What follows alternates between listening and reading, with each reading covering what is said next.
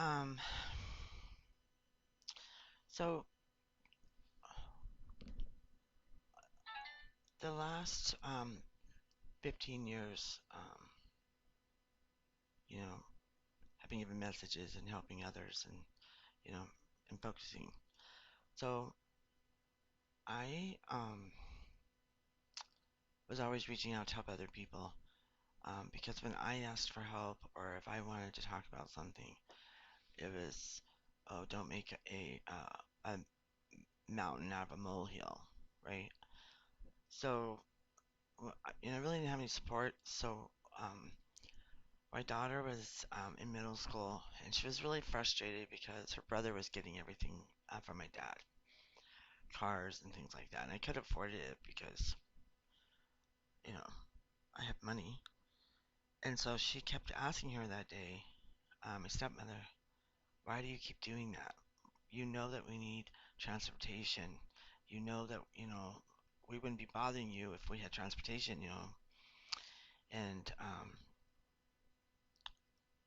And she bursts out because nobody likes your mother. And I was dumbfounded, like shocked. So me and my daughter left the store. We took the bus home, and she, she calls me back, my stepmother, with my dad listening on the phone, and I was trying to repeat what she had said, and she was yelling over the top of me to keep from my dad hearing what she said. And I didn't even bother. That was the end of it. We were done. So I knew I couldn't trust anymore that situation. But I think that I always did good, no matter what. Because the Bible says you gotta take care of your father and mother and always have respect for them. And I followed that rule. I followed it until now. So I'm realizing that I was helping all these people because they had nobody either. And I was listening because I understood because I was going through my own pain, right? I wasn't trying to change anybody, wasn't trying to enmesh myself in their family. Cause so when I get messages from Father, it's only a certain thing. Like I'll see a symbol above them, um, or I'll see a color, something like that, and I get the message. That's it. I don't know anything else about your lives. But if that person right then and there needs a book, a message, inspiration, they're gonna get it because they're asking for it. And I've had people be angry. I mean, they're praying consistently. They're in an abusive relationship and they're asking for help. I bring them a name of a book. I bring them whatever they need. And I had a woman one time hit me and push me out of church. Because I told her, she's like, I don't, she got rude to me, but in words. And I told her, hey, if you got a problem with that, you can take it up with the Lord. And she was like, wanted to beat me up. But if you're not ready for change and you're not ready for whatever the message or whoever the person is going to be that's going to come in and give you that message, don't ask. I mean, there's a lot of messengers in the world who give messages. You know, we're not asking to be abused more. Father sent us to you to help. Here's the name of a book. Here's this, here's that. Or we use our own life experiences, you know, as our story to help others, and they stomp all over it. You know what I mean? Oh no, what? Because I don't have wings, or I don't have a staff in my hand. It's not good enough for you? That's crazy. What is the problem? Are you? I mean, I've seen Jesus a couple times, and I have felt His presence. Trust me. You know, I get messages constantly. I write them down, document them. Um, you know, I've done everything I'm supposed to do. So I guess what I'm trying to say is, um, when we give messages, we don't know your whole life story. We don't know anything, just whatever we're given at that moment. Um, there was a guy, he lived in my community, and I was working with him. And one of my neighbors came to me and said, he asked for money for prayer. Sorry, my eyes are real itchy today. And I didn't say anything to her. I was, oh, really? So I had to talk with him because prayer is free. Why would you ask for money? If you need money, just ask for it. Work for it or something. You know, I mean, I haven't seen a sign yet. I will work for food. I haven't seen that since I was a kid. My dad used to hire those guys too. He would hire them, for the day, and then he would also pay them. I just find that interesting. You know, we're just trying to do good, and then that's the crazy part too. So, um, when you help sometimes people like that, they think, oh God, she knows everything. So they go out and spread their theories, their rumors. The whole, people in the neighborhood start causing problems, and they start, making life living hell. You're getting the stairs everywhere you go. It's like, whatever. Pathetic. I mean, fathers really had shown me, like, even close people who have rejected me or have, like, backstabbed me severely. And sometimes I've seen the effects of their backstabbing. They get punished right in front of me. I had this one person, we used to do everything together. Her and I were real close. And she used to get mad at me for picking up trash. She told me I was going to get diseases and stuff. I don't believe in that crap. I want a clean earth, I want a clean environment. And she was always coming to me, hey, I want to go to church with you today, and I would walk to church. So one day, um, well, actually, I have to tell you because he keeps reminding me, she would make fun of me behind my back to her family members, anybody that would listen, and she's talked very foul about me.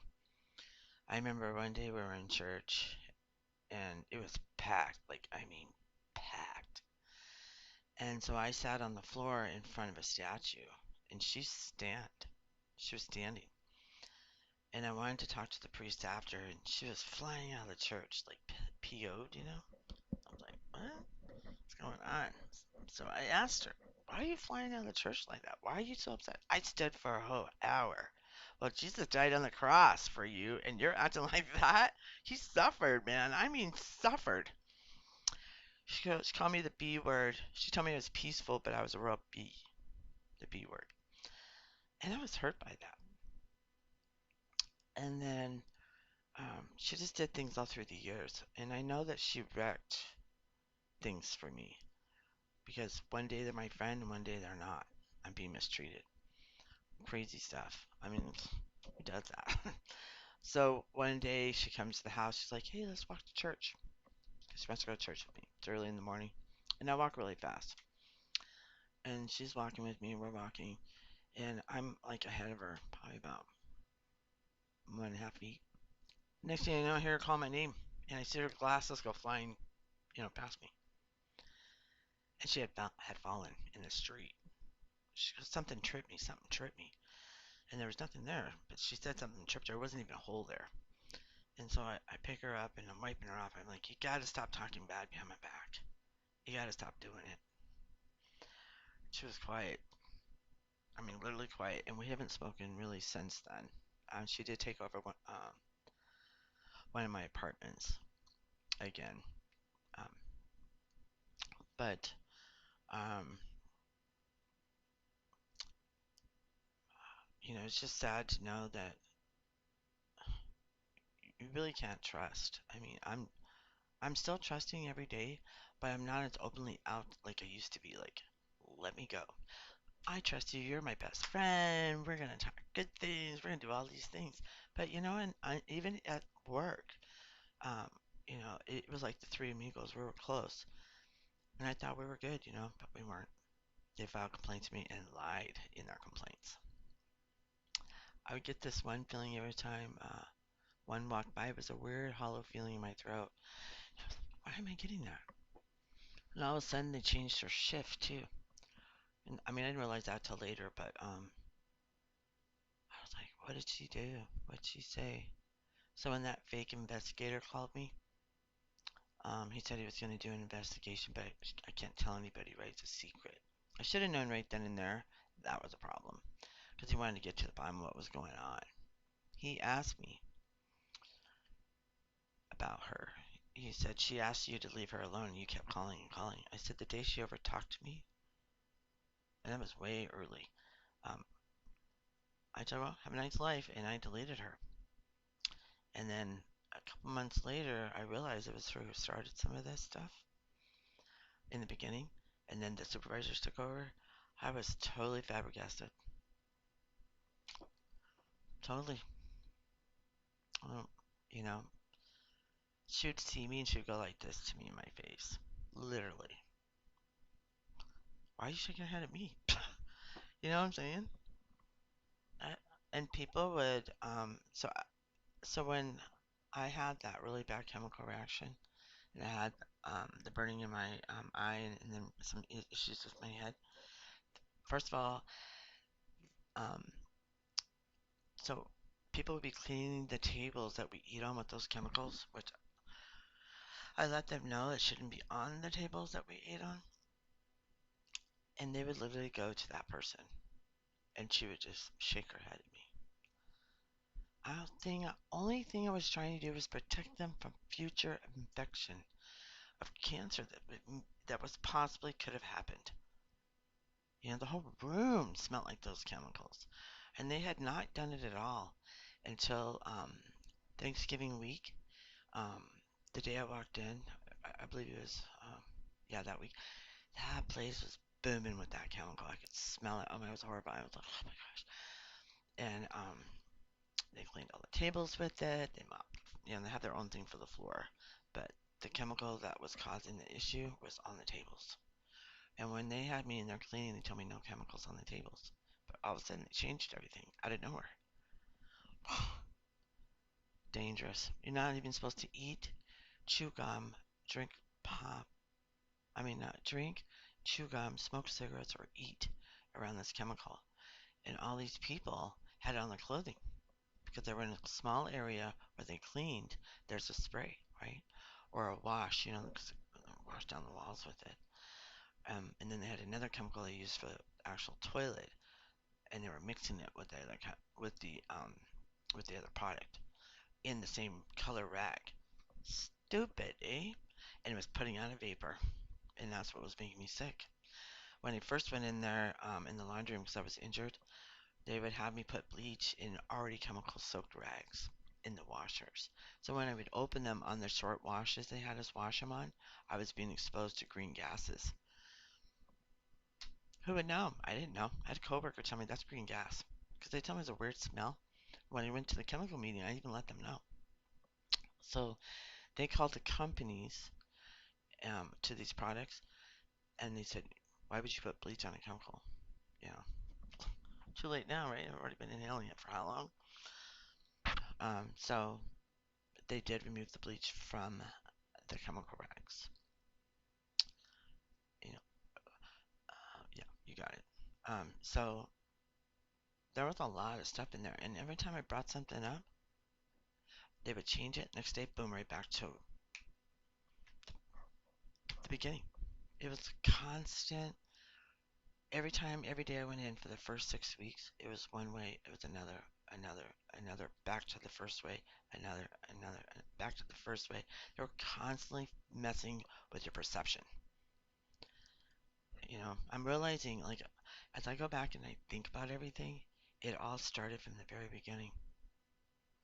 And they threatened that other person. They told her, they had pulled her out and told her, if you keep doing that, if you keep complaining or keep doing this after the 3 month period, we're gonna let you go.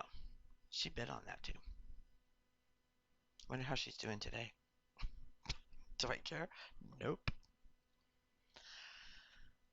I was just trying to prevent in 5, 10 years. I mean, they were all young too. My gosh. And a lot of them weren't wearing a mask, not even a paper one. But with the two chemicals with the red rags, it doesn't matter because the second chemical they were using needed a vapor when you were using it. You need a vapor mask. They didn't even read the instructions on the back of the bottle. Stupid, stupid, stupid. I have the names of the chemicals, and I'll give that to the proper authorities when that time comes. I did submit a report to OSHA because on their page it says make sure you go to the employer first so they can make the changes. But that caused a big issue for me, and I don't think that's safe. I would not recommend anyone to do that in the future. File the report. Do whatever you gotta do because it's frightening. And they allow you to be there, while they do the inspections and stuff. It's dangerous. Look what happened to me. Scary, scary stuff. Really was. So when I did the research on the chemicals, I was concerned about their lungs. They're young. Can you imagine? 5, 10 years, they're missing a lung or two. They're on oxygen. They don't get to live their lives. They're gone forever. They die. With that kind of knowledge, I mean, these people should have had that knowledge. They should have done the research. They should have made it right for everyone. But they didn't. It was fear. Constant fear. It's frightening.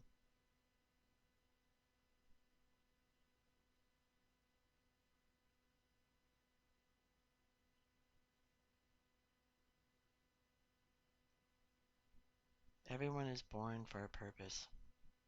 No one has the right to cut corners, to make decisions that are not yours to make. You know, I only seen two people actually wash their arms and hands. Nobody else, not even their face. And they were eating their food. And they were exposed. They don't, that company promoted eyewear, not mask. Eyewear. They were more concerned about you losing an eye than a lung. That's really how it was. Absolutely crazy.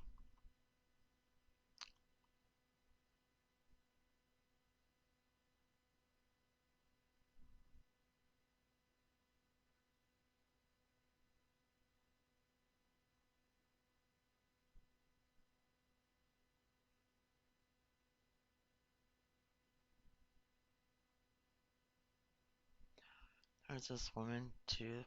Um, every time I seen her, I seen black lung, and she was fighting with me. She's gonna die soon anyway, but and I told her to her like that too. You're gonna die soon anyway. What does it matter? The dollar's more important to you than your life. What a shame. That'd probably be more than anything because who a dollar should never be more important than your life. It should never be that way.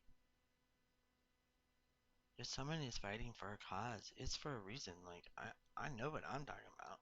I researched it to the fullest. You know,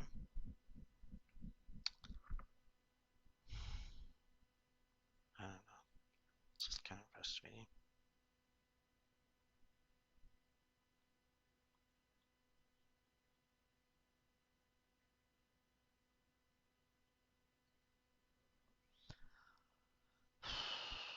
I'm just actually I'm just expelling. I'm just getting it out.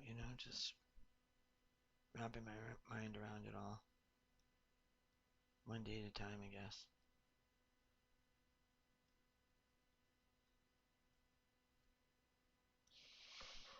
Talk to you soon. Bye for now.